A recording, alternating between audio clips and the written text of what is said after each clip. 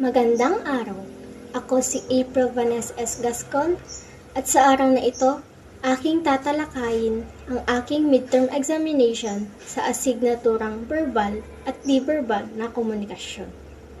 Ang sitwasyon sa buhay ng tao na nagagamit ang lahat ng tungkulin ng wika ay sa pakikipagtalastasan.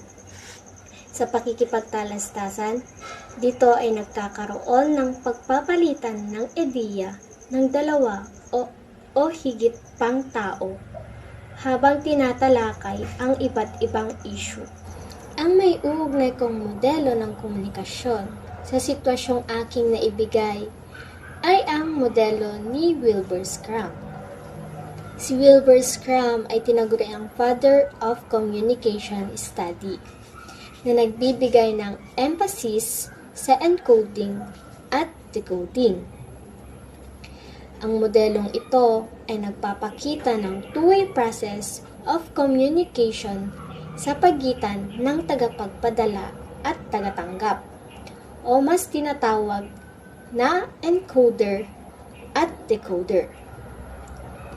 Ang maihahalimbawa ko nga rito ay ang pakikipagtalastasan. Dito ay nagkakaroon ng palitan ng ideya. Ang unang nagsasalita ay ang encoder at ang tagatanggap ng mensahe ay ang decoder. Sa malinaw na pagpapaliwanag, halimbawa na lamang sa paaralan. Ang aming guro ay nagbigay ng isang issue at kami ng aking isang kaklase ay magdedebate. Kapag ako ang unang magsasalita, ako ang magiging encoder at ang mensaheng aking ihahatid o ideya ay ang issue na binigay ng aming guro.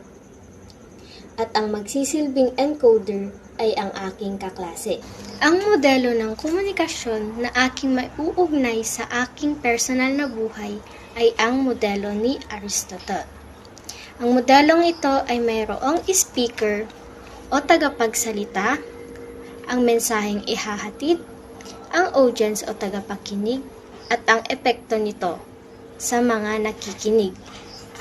Ang tanging layunin nito ay ang maapektuhan o maimpluwensyahan ng speaker ang kanyang mga tagapakinig sa pamamagitan ng kanyang mensahe.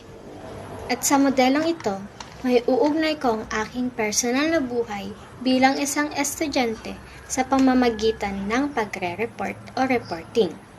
Sa reporting, ako ang magsisilbing speaker at ang hihahatid kong mensahe ay ang paksang aking tatalakayin.